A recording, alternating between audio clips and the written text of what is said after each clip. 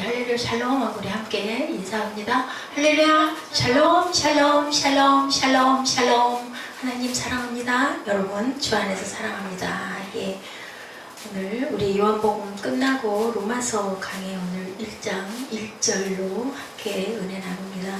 하나님의 복음을 위하여, 예, 복음을 위하여 10번을 말을 해도 하나님의 복음을 위하여 우리는 살죠. 네, 아멘. 예수 그리스도의 종 바울은 사도로 부르심을 받아 하나님의 복음을 위하여 무엇을 택정함을 입었다라고 바울이 고백합니다. 보니 바울은 예수 그리스도로 말미암아 은혜와 사도의 직분을 받았음을 항상 고백하죠. 나 바울은 하고 얘기하죠. 예, 그리스도의 종입니다. 그냥이 아니라 예수 그리스도의 종이라고 항상 앞에 얘기를 해요. 예, 항상 고백하고 자신의 구원과 사명을 항상 하나다, 절대로 따로 떨어지지 않았다, 나는 사명을 위해서 구원을 받았다, 그리고 나는 그래서 하나님의 그릇으로 택정함을 받았다, 주인에게 순종해야 할 종, 백부장의 고백이 우리 마태복음 8장 9절에 보니 나도 남의 수하에 있는 사람이요 내 아래에도 군사가 있으니 이더러 가라 하면 가고 저더러 오라 하면 오고 내 종도로 이것을 하라 하면 하나이다 하고 백부장이 고백했을 때 예수님이 뭐라고 그러셔요? 이만한 믿음을 볼 수가 없다라고 칭찬을 하십니다. 10절에 보면 예수께서 들으시고 놀랍게 여겨 따르는 제자들에게 이르시되 이스라엘 중 아무에게서도 이만한 믿음을 보지 못했다. 또한 성실함으로 일할 것을 말씀하시죠. 종들아 두려워 말고 떨며 성실한 마음으로 육체의 상전에게 순종하기를 그리스도께 하듯 하라. 이렇게 육체의 상전에게도 그렇게 순종하라. 에베소서 6장 5절 6절에 눈가림만 하여 사람을 기쁘게 하는 자처럼 하지 말고 그리스도의 종들처럼 마음으로 하나님의 뜻을 행하라고 이렇게 말씀합니다. 부름받은 자들에게 문안하고 있어요. 지금 이 로마서의 말씀은 부름받은 자에게, 이방인들 안 믿는 자들이 아닌 부름받은 모든 자들에게 말씀한다라고 주석에 말씀합니다. 바울은 로마 교인들에게 예수 그리스도의 것으로 부름을 입은 자들이라고 이렇게 부릅니다. 로마 교회에 있는 교인들에게. 그죠? 예수 그리스도의 것이라는 말은 예수님을 믿고 주님으로 모시는 모든 성도들, 그죠? 예수 그리스도의 소유라는 의미를 말씀하고 있습니다. 로마에 있는 모든 성도들에게 하나님의 은혜와 뭐가 평강이 임하기를 원하노라 라고 말씀하죠. 예수를 믿어 구원받은 성도들의 특징 중 하나가 하나님의 은혜로 인한 평강을 누리는 것이다. 하나님의 은혜를 받기 전에는 인간에게 참된 평강이 없었는데 이제 우리는 하나님의 은혜로 평강이 임하며 그 은혜와 평강 속에 너희들이 살아야 될 것이다 라고 이렇게 기원하고 축복합니다. 로마서는요, 사도행전을 떠나서는 로마서가 있을 수가 없습니다. 사도행전 다음에 로마서를 기록했기 때문에 9장 15절에 사도행전 9장 15절에 주께서 이르시되 가라, 이 사람은 내 이름을 이방인과 임금들과 이스라엘 자손에게 전하기 위하여 택한 나의 그릇이라고 이렇게 말씀하죠. 아나니아에게 가서 눈에 비누를 떼주라고 얘기합니다. 그래서 하나님의 부르심을 입은 자들은 하늘의 부르심을 받은 거룩한 형제들아, 우리가 믿는 도리의 사도다, 대제사장인 예수를 깊이 생각하라고 이렇게도 말씀하죠.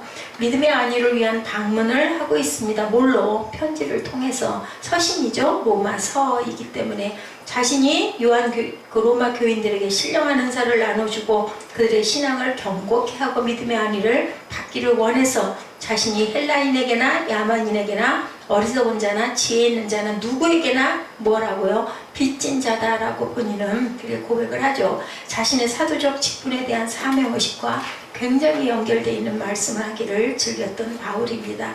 복음 안에서 너희는 항상 교제하라, 하늘의 떡인 신령한 은사를 구하라고 요한복음 6장 51절에도 이렇게 말씀을 하시고 복음과 하나님의 의에 대해서도 설명을 합니다. 예수 그리스도의 종 바울은 했을 때 사도이죠. 사도. 그는 대신이라는 얘기예요. 사도라는 뜻은. 이게 놀랍게도요, 로마에 있는 왕들이 많이 사용했던 그러한 그 단어들이었더라고요. 보니까 예수님의 대리자, 대신은, 그죠? 근데 그저 왕이 있을 때 대신을 사신을 보낸다고 그러잖아요. 이웃 나라에게. 이런 얘기에서 유래가 됐다라고 얘기하네요. 이 사도라는 말이.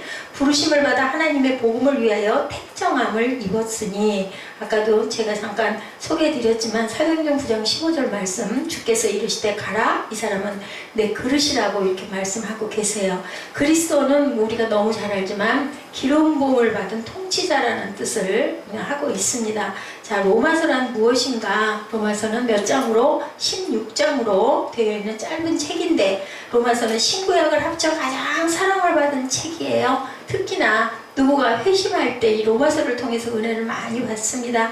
종교 개혁도 변화된 것도 로마서 때문이고, 그리고 또 누가 그랬어요? 성 어거스틴도 로마서 말씀 펼쳐서 읽어라 죠. 로마서 말씀 속에서 깜짝 놀라가지고 거기에서 너희는 그 악을 떠나라는 얘기, 술 취하지 말고 방탕하지 말라는 로마서 13장 말씀의 은혜를 받습니다. 자, 중세가 변한 것도 이 로마서 때문에 종교 개혁이 일어났다라는 걸 우리가 알고, 세계의 교회가 자유주의 신학의 어려움을 겪었을 때도 그 자유주의 신앙에서 어디로 인본주의 신앙에서 건져낸 것도 로마서에서 시작이 됐다고 합니다. 그래서 요즘에는 가나안 교인이라는 그러한 아주 그 단어가 많이 횡행해서 다니고 있는데요. 숫자가 적지가 않더라고요. 500만에서 1000만 명 정도가 평균 14년 3년 정도, 14.3년 정도 교회 다니던 사람들이 예수를 따르기 위해 교회를 떠난다라는 이러한 아이러니한 얘기들을 많이 한다고 그래요. 가나안은 교회에, 가나안 교인이란 뜻은요, 교회에 안 나가는 교인들을 얘기한다고 그럽니다. 잡다한 비본질적 문제로 나 매이기 싫어, 불필요한 일에 에너지를 낭비하기 싫어, 신앙의 진짜 본질을 나 찾을 거야. 그래서 성경 공부들이 그저 성행하고 요행하고 그러다 보니 어디에 빠지고, 이단에 많이 빠지고, 자기들끼리 그룹을 지어가지고 예배를 드린다고 그런 목소리들이 많다고 그래요. 칼바르트가 말합니다. 종교는 하나님에 대한 인간들의 불신앙적인 반역이다라고 얘기를 할 정도로, 잘못하면 종교를 빙자해가지고 그것이 누구의 배를 채우느라고, 사람 배를 채우느라고, 집단의 배를 채우느라고, 은사도 하나님을 나타내기 위해서 주셨는데 그만 누가 드러나요? 은사를 주신 그런 그 본인들이 자기의 영광을 드러내서 하나님께 버림을 받는 일들이 너무나 많다. 지난번에 제가 고린도전서 시작하면서 그 홍해선인가요? 그 예언자라고 하는 그 여인의 이야기도 했습니다. 이런 타락들이 많이 일어난다. 기독교의 타락은 예수께서 가르치신 복음을 종교화하면서도 시작했다라고 얘기합니다. 행함이 아닌 종교로 바뀌어서 복받는 도구로 삼는 일, 예배를 뭐로? 붓으로 만들고 기도가 주문이 되어버리는 그러한 현상, 신우임 목사님이 엄청나게 많이 아주 정말 열변을 토하시는 말씀이 되죠. 우리가 항상 나는 혹시 그러고 있지는 않는가, 하나님의 나라와 의를 위해서 우리가 기도하고 살아가고, 또한 또 어제 우리 지방회에서도 또 고촌에 계신 목사님이 또 아주 그냥 저희들 지방 회의하는 석상에서 그 용기도 대단하다. 남성들은 좀 40대 중반쯤 되면은 그렇게 쉽겠구나. 바울 전도사님 생각도 잠깐 했습니다. 보면서. 근데 그렇게 못하죠. 그분은 그렇게 못하는데, 이 목사님은 그냥 아주 딱 그 회장 목사님 계신데, 당신 교회하고 저쪽에 있는 저 큰 순복음교회, 그 교회 둘만 잘하면 됩니다. 전도하자, 우리 막 기도하거든요. 기도회 1시간 정도씩 기도해야 하는데, 전도회에서 기도하면 뭐하고, 본인 교회는 이렇게 더운데도 그냥 집사님들이 땀을 뻘뻘 흘리고, 남성들이 없었는데 요즘에는 남성들이 나가서 1시간씩 길거리 전도하는 걸 막 내보낸다고, 얼마나 힘이 들까 마음속으로 그런 생각을 했습니다. 근데도 물론 전도해야 되겠죠. 그렇게 하면 분명히 찾아온다라고 이제 그런 그 얘기를 설교 중에 얘기를 하셨는데, 그러면 뭐하냐고, 그렇게 해서 전도해서 사람 끌어다 놓고 사람 숫자 늘어나면 뭐하냐고 막 들이대더라고요. 그래요. 하나님의 뜻 아닌 내 뜻으로 만들어서 불신앙을 조장할 수 있는 그런 교회가 될 수도 있겠다. 이 모습의 회의를 이렇게 떠난 사람들이 안 나가. 가나안이란 뜻이 안나가 교인들이란 뜻이라고 합니다. 기름 부음은 하나님 뜻을 헤아려서 행하는 것이죠. 종은 히브리어로 두 가지의 뜻을 갖고 있습니다. 둘로스, 우리 너무 잘 알죠? 물고기 모양 이렇게 해서 둘로스들이 하나님의 종이다. 그리고 또 하나의 종류는 서번트, 근데 이것은 슬레이브라는 뜻과 또한 구분이 된다고 합니다. 슬레이브는 종에서 헤어날 수 없는 영원한 종, 슬레이브. 근데 성경에서 말씀하는 종은 이 슬레이브예요. 바울이 얘기하는 종은 이 슬레이브예요. 그리고 서번트는 사용하다가 종으로 섬기다가 그만둘 수도 있고, 옛날에 우리 가정부들이라고 하죠. 요즘엔 파출이지만 전혀 다릅니다. 옛날에는 정말 먹을 게 없어가지고 조금 있는 집에서 사람을 두죠. 식모라는 단어를 썼어요. 이런 사람들은 월급 받고 있다가 그러다 그만두면 되잖아요. 그런 종류를 어떻게 보면은 여기에서 서번트라는 뜻으로 포함이 된다. 자, 로마서 집필 동기를 좀 보죠. 로마서를 읽어보면 세 가지 동기로 로마서가 집필된 것을 알 수 있는데요. 첫 번째는 뭘까요? 왜 로마서를 썼을까요? 구원의 동기를 가졌다. 구원의 동기를 가졌다. 그리고 구원의 동기는 누구 때문이다? 예수 그리스도에 초점을 두죠. 예수 그리스도 때문에 우리는 구원의 동기. 다른 이름으로서는 구원받을 수가 없나니 천하 사람 중에 구원을 받을 만한 다른 이름을 우리에게 주신 일이 없습니다. 사도행전 4장 12절입니다. 그래서 우리가 사도행전과 연결고리를 가지고 우리가 로마서를 봐야 되고, 그냥 말씀으로만 끝나서는 안 된다. 마가복음 1장 1절입니다. 하나님의 아들 예수 그리스도의 복음의 시작이라고 이렇게 나타나죠. 복음은 뭘까요? 그죠? 영어로 good news, 우리말로 해석을 하면 좋은 소식이죠. 따라서 로마서를 읽으면 우리의 구원의 신앙의 일대 혁신이 일어날 수가 있다. 이렇게 은혜로운 책이라는 얘기입니다. 그동안 우리는 예수 그리스도를 누구보다 잘 믿어왔다라고 생각을 하죠. 로마서를 읽는 사람들은 처음에 나온 초신자들이 읽지는 않습니다. 은혜를 어느 정도 받은 사람들이 로마서에 감동을 많이 하죠. 그래서 로마서를 읽게 되면요, 헬라인이나 야만인이나 지혜 있는 자나 어리석은 자에게 구원을 주시는 하나님의 무엇을 능력을 체험하게 된다. 자, 구원이라고 하는 것은 믿음으로 어떻게 된다고요? 의롭게 된다라는 선서문과 같다. 선언과 같다. 자, 로마서 10장 13절입니다. 누구든지 주의 이름을 부르는 자는 구원을 받으리라고 말씀하죠. 모든 사람이 죄를 범하였음에 하나님의 영광에 이르지 못하더니 그리스도 예수 안에 있는 무엇으로 속량으로 말미암아 하나님의 은혜로 값없이 의롭다 하심을 얻은 자가 되었다라고 고백을 합니다. 그래서 첫 번째는 무엇이라고요? 구원의 동기가 있다. 로마서를 집필하기 위한 동기 첫 번째는. 두 번째는 뭘까요? 로마서를 공부할 때 배우는 것, 바울이 선교적인 동기로 썼다라는 것을 이 책을 우리가 읽으면서 알아야 된다. 그렇기 때문에 사도행전과 항상 연결고리를 가져야 된다.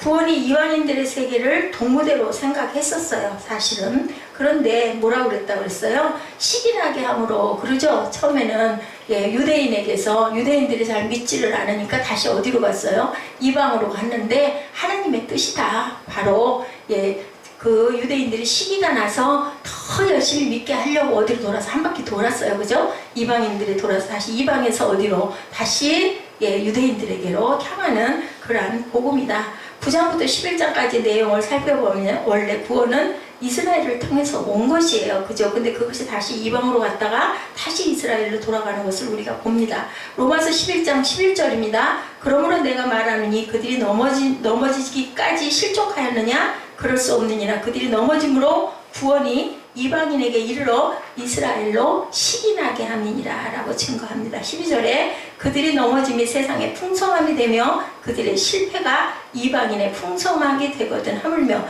그들의 충만함이요, 이렇게 고백합니다. 그럼에도 불구하고 유감스럽게도 이스라엘 백성들은 메시아를 뭐 했어요? 거부하고 복음을 거부하게 됩니다. 하나님을 믿는데 예수는 내가 믿을 수가 없다. 그죠? 따라서 이 복음은 그래서 할 수 없이 이방인들의 세계로 들어가게 된다. 그래서 이스라엘이 복음을 배척한 결과로 이방 온 세계에 복음이 전파되도록 오히려 큰 나라들로 퍼져나가고 다시 이스라엘로 돌아오는 역사가 일어나는 것을 우리가 봅니다.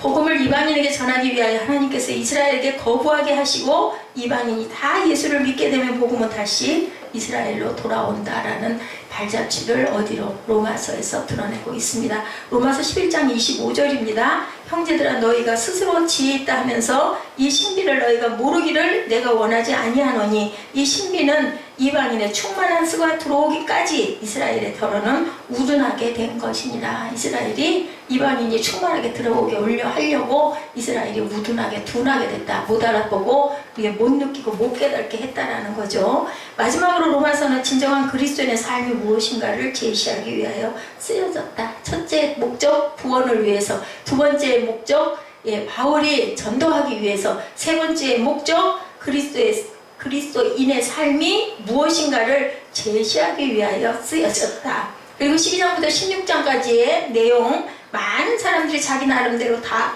예수를 잘 믿는다고 생각하고 있는데 정말 잘 믿는 게 뭐냐, 거기에 대한 말씀을 12장부터 16장까지는 하고 있다. 정말 너희가 잘 믿는 것이 무엇냐라는 것을 얘기하고 있다라는 거죠. 하나님의 영광에 이르지 못하더니, 로마서 3장 23, 4절입니다. 우리 찾아서 읽어볼까요? 로마서 3장 23, 4절. 사무엘 수고했어요. 강아지 노릇하느라고. 자, 로마서 3장 23, 4절 우리말 성경 사무엘 찾아서 함께 읽도록 합니다. 자, 하나님의 영광에 이르지 못하더니 그리스도 예수 안에 있는 속량으로 말미암아 하나님의 은혜로 값없이 의롭다함을 얻은 자 되었느니라 라고 이렇게 말씀하죠. 구원받은 자가 어떻게 살아야 될까? 두 가지로 제시합니다. 첫째는 뭐라고요? 우리 너무 잘 아는 말씀이죠. 내 몸을 하나님이 기뻐하시는 산 제물로 드려라. 그리하면 진정한 크리스천의 삶이 이루어진다. 산 제사로 드려라. 우리 삶이 항상 그죠? 하나님께 드리는 예배가 되라는 그런 말씀을 하고 있습니다. 제물이 없는 제사라는 것은 존재하지 않죠. 만약 예수님이 십자가에 못 박혀 죽으신 것이 없이 우리에게 구원을 말했다면 그 구원은 우리에게 절대로 이루어지지도 않았을 것이고 느껴지지도 않았을 것이다. 피값이다라는 거죠. 그래서 피의 강이 흐른다. 히브리서에도 계속 그 말씀을 하고 있습니다. 어떻게 맥을 가다 보니까 같은 맥들이 금요 예배하고 수요 예배가 그렇게 가고 있는 것 같아요. 예수님 자신이 뭐가 되기 때문에, 제물이 되셨기 때문에 그 십자가가 뭐로? 부활로 이루어졌다라는 것을 우리가 꼭 알아야 되고, 우리 기독교는 십자가가 없이는 기독교가 아니죠. 십자가와 부활이 있기 때문에, 십자가가 있기 때문에 부활이 있는 거고, 죽음에서 어디로? 삶으로, 죽음에서 생명으로 옮겨졌다는 것을 우리가 합니다. 크리스천의 삶은 하나님의 선하시고 기뻐하시고 온전하신 뜻이 무엇인지를 깨닫고 사는 것이다. 그것을 깨닫고 사는 것이 바로 크리스천의 삶이다. 그것은 바로 내가 죄인이라는 사실을 인정하는 것. 그러니까 뭘까요? 회개할 줄 알아야 된다. 잘못된 것들을. 그리고 내가 죄인임을 인정하고 나의 죄를 회개하는 것이 바로 그리스도인의 삶이다. 내가 죄인이라는 고백, 죄를 회개하는 것이야말로 구원에 이르도록 하는 첫걸음이다. 그래서 1907년에 평양 대부흥운동이 일어난 것도 길선주 목사님이 나는 아간과 같은 자니이다 하고 수천 명 앞에서 일어남으로 인하여 많은 사람들이, 그래서 중요해요. 예배 때 인원들이 많으면, 그죠? 감동도 크고 목소리도 커지고 그러다 보면은 서로 뭐 하느라고, 아까 그 말씀 제가 전하면서 느낀 겁니다.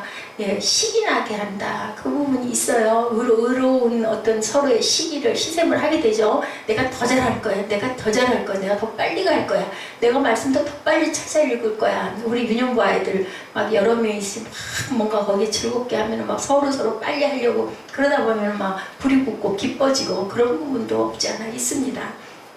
그래서 세대 요한은 광야에서 죄사함을 받게 하는 회개의 세기, 회개하라, 천국이 가까웠다. 그렇게 계속 외치죠. 예수님도 또 그렇게 말씀합니다. 회개하라, 너희들 천국이 가까운 줄 알아라. 자, 회개에서 시작된 자기 몸의 헌신이 없이는 진정한 크리스찬의 삶은 존재하지 않는다는 것을 꼭 알고 가야 됩니다. 회개하지 않으면 또한 죄가 용서를 받지도 못한다. 복음을 믿을 수도 없고 결국 구원도 이루지 못한다. 회개하지 않으면. 그죠? 내가 뭐 잘못했어. 이렇게 되면은 문제가 해결이 되지 않잖아요. 사람과의 다툼이 일어났을 때도 그래서 내가 잘못했어. 내가 잘못했네. 이 마음이 딱 들었을 때는 그냥 문제가 금방 풀려요. 그럼 미안해 잘못했는데 거기다 대고 막 열리내는 사람은 없거든요. 근데 내가 뭘 잘못했는데 네가 이랬으니까 이렇잖아. 나중에는 처음에 있었던 문제는 어디로 가버리고 또 기분 나쁘게 말하니까 그랬잖아. 막 이러다 보면 싸움이 일어난다라는 거죠. 우리 일상에서도 보면 그렇습니다. 그게 바로 그죠, 서로가 서로를 이해하고 용서하고 보듬어주면 모든 문제들은 정말 살인이었어도 그건 뭐 어떡하겠어요. 이미 일어나서 끝난 일인데 내가 오히려 세상을 못 살겠는데 그러니 그냥 용서하고 풀고 넘어가게 되는 건데 그게 없기 때문에 점점 악으로 치닫는다. 다른 모든 것들은 하나님과 예수님께서 계획하시고 준비하셨지만 죄를 고백하고 회개하는 것은 누가 해야 돼요? 내가 해야 돼요. 마음은 주시죠. 성령께서 자꾸. 근데 그것도 구하지 않으면 깨달지 못할 수밖에 없도록 선택은 본인이 하도록 하나님이 만드셨어요. 우리는 자유의지를 주셨기 때문에. 자, 마음에 남게 된 그 많은 메시지 중에서 과연 복음은 뭘까? 우리가 오늘 로마서 1장 1절을 가지고 우리 왜 로마서가 만들어졌는지, 그리고 기독교는 과연 무엇인지, 복음이라는 건 무슨 뜻을 갖고 있는지에 대해서 제가 지금까지 여러분들에게 말씀드렸는데, 그럼 과연 복음은 뭘까? 우리 그것들이 한번 생각해 보십시다. 우리 마음에 남게 될 건 과연 뭘까? 기쁨과 감사일까? 아니면 근심과 걱정일까? 굿뉴스잖아요. 굿뉴스, 좋은 소식. 근데 그 좋은 소식의 핵심이 바로 회개하라이네요. 회개를 했을 때 우리 구원이 이루어지고, 그것을 깨달아 알고 나서 내가 회개하고 눈물을 강같이 쏟고 나면 우리 마음이 어떻게 되는가요? 그죠? 기뻐지죠? 그리고 그냥 잠잠해지고 평안해지고, 그 상태를 주시기 위해서 하나님께서는 우리에게 이런 마음의 감동을 주시기 위해 성령을 보내주셨습니다. 기쁨과 감사는 아무것도 아닌 나를 위해 하나님께서, 예수님께서 이렇게 기쁘고 아름다운 복음의 소식을 전해주셨다는 사실을 깨달는 감격에서 비롯된 기쁨이다. 그래서 아까 우리가 그 이사야 말씀을 아마 처음이었지 않을까요? 묵상의 이사야 말씀을 제가 그것을 모아서 여러분들과 함께 입술로 고백했습니다. 52장 7절, 그 51장 7장 6절 7절에 보니, 그러므로 내 백성은 내 이름을 알리라. 그러므로 그날에는 그들이 그 말을 하는 자가 나인 줄 알리라. 내가 여기 있느니라. 하나님께서 이렇게 말씀하세요. 또 7절에는 좋은 소식을 전하며 평화를 공포하며 복된 좋은 소식을 가져오며 구원을 공포하며 시온을 향하여 이르기를 내 하나님이 통치하신다 하는 자의 산을 넘는 발이 어찌 그리 아름다운가. 아주 깊은 뜻을 가지고 있어요. 보니까 내 하나님이 통치하신다 하는 자의 산을, 이것을 아는 자의 산을 넘는 발은 얼마나 아름다운지 저는 꼭 바울의 발 같다라는 생각을 했습니다. 그래서 우리가 그죠? 복음 전하러 나갈 때, 전도로 나갈 때 그죠? 그 발이 정말 아름다운 발이다라고 얘기하잖아요. 어찌 그리 아름다운가. 엄청난 축복을 주셨어요. 내가 기쁜 소식을 전할 자를 예루살렘에 주리라. 41장 27절에도 누가 오셨어요? 예수 그리스도께서 오셨죠. 예루살렘 성에 성전을 세운, 그것이 이제는 그 성전이 사람이 지은 게 아니라 누가 지은 것이 되었어요. 하나님이 우리 마음 안에다가 집을 지어 주셨어요. 누가 오셔서? 성령께서 오셔서. 그래서 아름다운 소식을 시온에 전하는 자여 너는 높은 산에 오르라. 40장 9절에도 똑같은 말씀을 하죠. 52장 말씀이나 같은 말씀입니다. 너는 높은 산에 오르라. 아름다운 소식을 예루살렘에 전하는 자여 너는 힘써 소리를 높이라. 두려워하지 말고 소리를 높여 유다의 성읍들에게 이르기를 너희 하나님을 보라 하라. 왜? 우리는 얼마나 감사한지요. 하나님을 알고 보게 됐잖아요. 그리고 감사하게 되고 우리가 기도할 수 있게 된 이 은혜는 정말 특별한 은총이고 기회다라는 생각을 제가 이사야 말씀에서 엄청나게 깊이 느껴서 오늘 묵상 말씀으로 제가 이렇게 준비를 하고 보니 책으로 읽기는 너무 힘들겠다. 페이지를 이렇게 표시를 해놓으면 넘겨서 읽을 수는 있겠지만, 그래서 이 말씀을 함께 나누고 싶었습니다.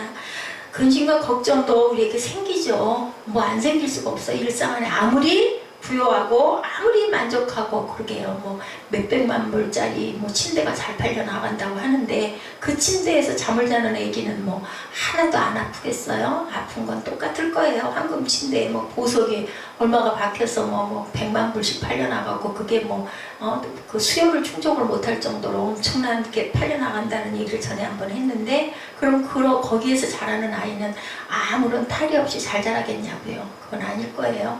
나무 침대나 바닥에서 누워서 자는 애기들은 그럼 뭐 맨날 아프겠어요? 예수님은 말구유에서도 나셨는데 그죠? 어디까지 물질 만능이 갈 건지라는 생각도 나게 합니다.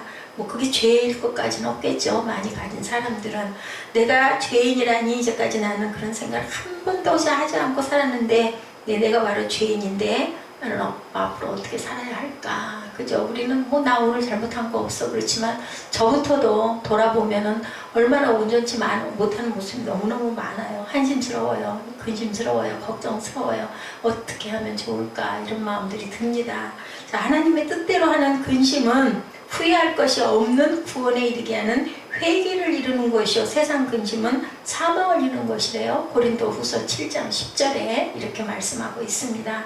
하나님의 뜻대로 하는 근심은 후회할 것이 없는 구원에 이르게 하는 회개를 이루는 것이고 세상 근심은 사망을 이루는 것이로다. 이 말씀도 정말 귀한 말씀이더라고요. 그래서 우리가 근심하는 부분으로 인하여 어디로 떨어지면 안 돼요. 좌절로 떨어지고 그리고 절망으로 떨어져서는 안 된다. 거기서 잘못된 부분을 반성하고 깨달아서 바꿔야죠. 사무엘 말마다나 행할 줄 아는 그러한 저와 여러분 되시기를 주님의 이름으로 축복합니다. 엄청난 구원에 이르게 하는 회개를 이루는 것도 큰 두 제시를 말씀한 대로 로마서는 우리에게 얘기하고 있어요. 사도행전의 심정으로 한 가지 로마서를 공부하기 전에 우리가 생각해야 될 중요한 것은 바로 사도행전의 심정을 가지고 로마서를 읽어야 한다.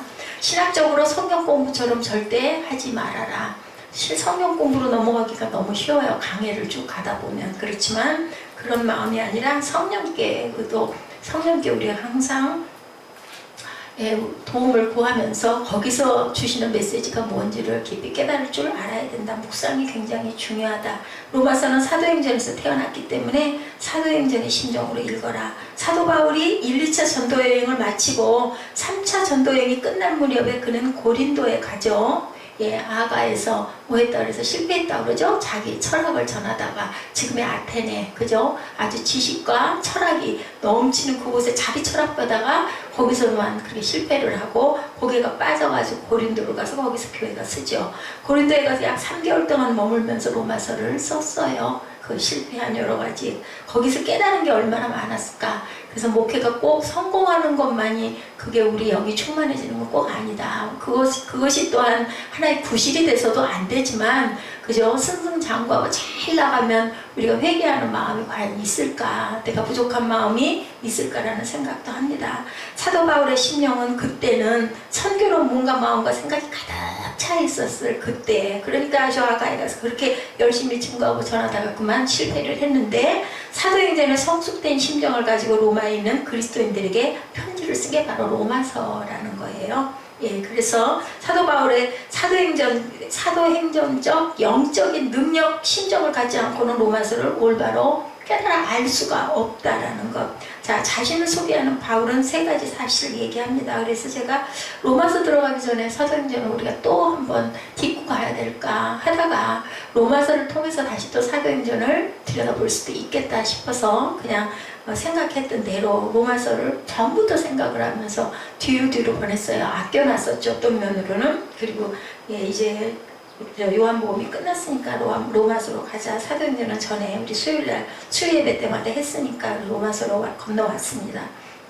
자, 예수 그리스도의 종 바울은 사도로 부르심을 받아 오늘 로마서 1장 1절이죠. 하나님의 복음을 위하여 택정함을 입었다. 여기서 세 가지 바울 자신을 소개하는 과정에서 어떻게 소개하느냐 보게 되죠. 첫째는 예수 그리스도의 종이다. 그죠? 여기서 이렇게 얘기하죠. 서번트인데 서번트가 아니고 아까 뭐라 그랬죠? 제가 슬레이브 잊어버리지 마세요. 슬레이브 제가 잊어버리더라도 서번트가 아니고 슬레이브다. 슬레이브라는 종은 절대로 그만둘 수 없는 것, 죽는 것, 끝까지 종으로 남아서 죽는 것. 둘째는 나는 하나님으로 사도로 불리움을 받았다. 자기 소개를 항상 이렇게 하죠. 나는 불리움을 받았다. 셋째는 나는 하나님의 복음을 위해 무엇을 택정함을 받고 일을 하게 되었다. 택함을 받았다라는 거예요. 자신은 나는 이런 사람이다 라는 것을 꼭 드러낸다라는 거죠. 예수 그리스도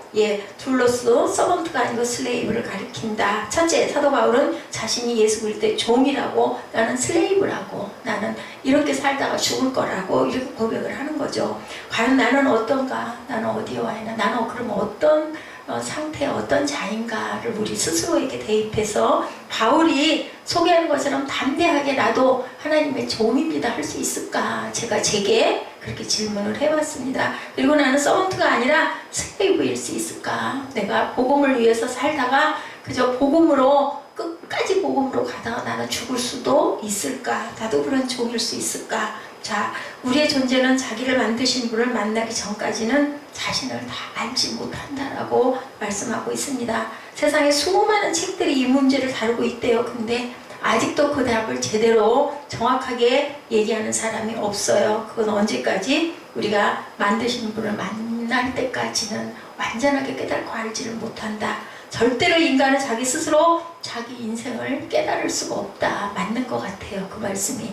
바울은 다메섹 도상에서 예수님을 만나죠.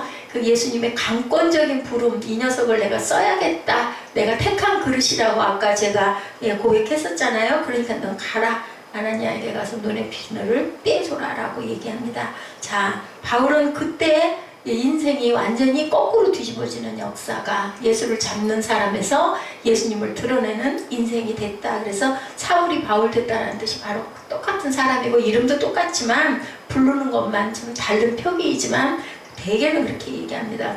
사울이 바울 됐다. 그 사울일 때는 예수님을 잡으러 다니고 바울이 돼서는 예수를 증거하러 다니는, 나는 그래서 그리스도의 종이다. 종이라는 것은 노예를 얘기하는 건데 자기 인생은 없다. 나는 내 인생은 없어. 나는 슬레이브야. 나는 그냥 주인 시키는 대로만 할 거야. 죽으라면 죽을 거야. 이러한 상태. 자, 자기 의지가 없는 사람이다. 내 주장이 없는 사람이다. 나는 죽으라면 죽으리다라는 그러한 사람이라는 거죠. 사람들은 노예되기를 싫어하는데 하나님의 종들은 노예되기를 즐거워하는 특별한 종이에요. 다르죠. 세상의 종들은 너무나 남들이 시키는 대로 하는 거 사무엘도 싫잖아. 그지? 내가 알아서 하고 싶은데 사무엘 눈이 죽었네. 또 저 뒤에가 저거 해? 그러면 눈이 살아날 거야. 아까도 보니까 이어폰 꽂고 막 얼굴이 막 그냥 해처럼 빛나고 웃던데 어떡하냐고. 자, 하나님께서 이스라엘을 애굽에서 건지셨죠. 바벨론에서 70년 동안 포로 생활을 할 때도 구원해 주시는 걸 우리는 봅니다.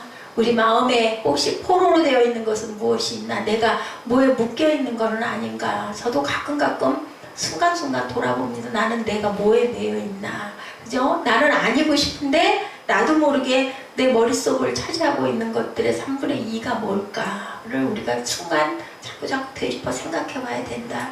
또한 하나님은 사람들이 마귀에게 종 노릇하는 걸 보시고 예수 그리스도를 보내시죠. 그 종에서 노연하게 하려고. 그래서 이제는 누구의 종이 되라고? 너는 네 자리가 거기가 아니야. 원래는 내가 너를 만들어서 낳았어 라고 하나님이 말씀하세요. 하나님이 지으셨어요. 마귀가 아니라. 근데 그만 원죄로 인하여 우리 안에 사단이 들어와 있는 것을 어찌할 수가 없다. 욥이 고백하죠. 내 안에 내가 낳을 때부터 지을 때부터 내 안에는 하나님의 그 사탄의 그러한 그 원죄가 들어있다라고 고백합니다. 자, 마귀의 종살이를 하는 인간을 끄집어내서 하나님의 자녀로 삼으시고 종살이를 종식시켰다. 끝냈어요. 그리고 그냥 자청해서 나는 하나님의 자녀입니다. 자청해서 나는 하나님의 종입니다. 갈라디아서 5장 1절이죠. 그리스도께서 우리로 자유케 하려고 자유를 주셨으니 그러므로 굳게 서서 다시는 종의 멍에를 매지 말라고 바울은 이렇게 고백을 합니다. 종이 돼도 누구의 종이 돼야 되세요? 하나님의 종이 돼야 되겠죠? 마귀의 종은 돼서는 안 됩니다. 오늘 성경에 바울은 스스로 나는 그리스도의 종이다 라고 고백해요. 그럼 나는 누구의 종일까? 자녀일까? 종일까? 제자일까? 우리가 그것을 알아야 됩니다. 이것은 정말로 바울은 충격적인 자기 이해를 하고 있는 걸 봅니다. 우리가 이 자리에서 우리가 이 말을 할 수 있는 사람은 바울과 같이 살 수 있게 될 것이다. 내가 정말 내 욕심이나 나를 드러내려고 하는 부분이나 내가 이걸 통해서 내가 뭐 살려고 하는 게 아니라 정말 죽으면 죽으리다의 각오가 혹시 되어 있는가.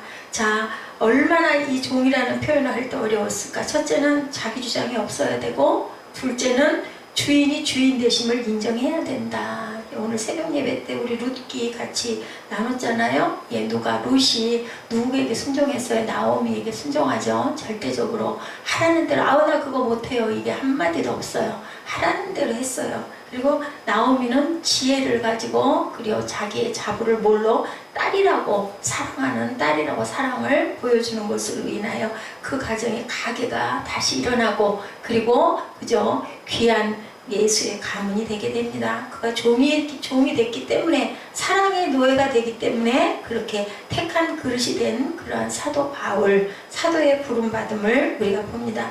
나는 하나님으로부터 사도라고 부름을 받았다, 내가 종이다 라고 하는 것은 자기가 결정하는 것이지만, 사실은 그것은 누가? 하나님께서 택하셨기 때문에, 택정하셨기 때문에 그렇게 되었고, 또한 깨달아 알았죠. 깨우쳐 알았죠. 언제? 다메섹에서 그렇게 죽을 고비를 넘기고 사흘 동안 먹지도 보지도 못하고 있으면서, 그래서 사흘 금식들을 많이 하는 거예요. 최소한 사흘은 해야 된다. 그리고 광야에 나가서 예수님이 40일 동안 금식을 하셨고, 바울도 나가서 광야에 나가서 금식을 했기 때문에 40일 금식들을 많이 합니다. 자기를 이해할 때 항상 우리가 이 두 가지가 있어야 된다. 나는 누구다. 하나님이 나를 어떻게 쓰고 계신가. 하나님이 나를 왜 지으셨는가를 잘 생각해 봐야 된다. 이 로마서 1장 1절을 통해서 우리가 이 부분을 깊이 깨달아 아시기 바랍니다. 12제자만 사도가 아니고 나도 사도야. 바울이 얘기하죠. 나도 사도야. 자, 사도는 아까 말씀 잠깐 했지만 황제 칙서를 받아서 황제 대신 전하는 사람이었었어요. 로마 때 썼던 그러한 그 단어였다고 합니다. 사도라는 것이.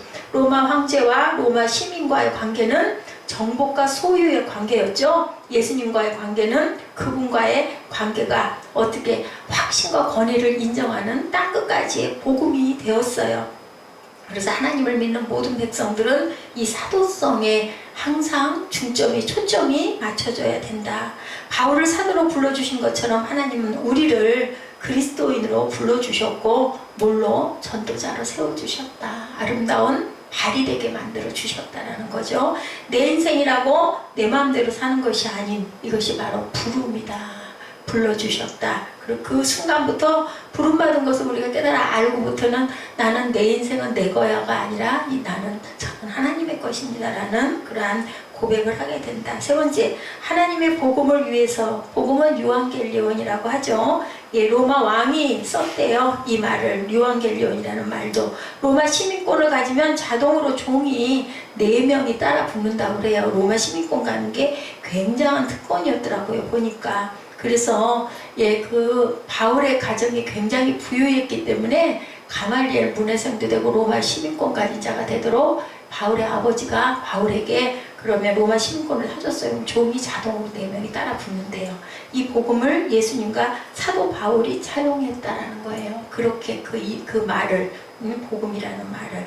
그게 몰랐었어요, 저도. 근데 이거 보니까 어머 그랬었네라는 걸 알았습니다. 이 말은 로마 왕이 최초로 사용했다. 이것을 이제는 예수 그리스도의 그 사도라고, 복음이라고 얘기를 하게 됐다는 거죠. 세 번째, 자기 이해와 부르심의 목적이 바로 이거다.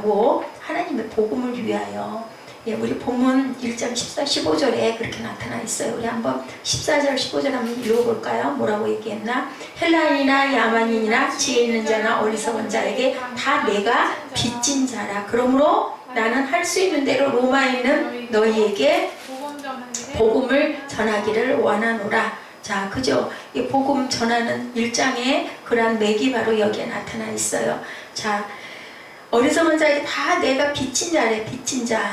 지혜 있는 자는 어리석은 자에게, 헬라인이든 야만이든 누구에게나. 그러므로 나는 할 수 있는 대로 로마에 있는 너희에게 내가 복음을 전하. 난 빚을 졌기 때문에. 그것이 16절에 또 뭐라고 말씀하나요? 내가 복음을 부끄러워하지 아니하노니 이 복음은 모든 믿는 자에게 구원을 주시는 하나님의 능력이 됩니다. 첫째는 누구에게? 유대인에게, 또한 헬라인에게라. 그죠? 그러니까 이건 뭐냐면 유대인에게나 이방인에게나 누구에게나 복음을 전해야 된다.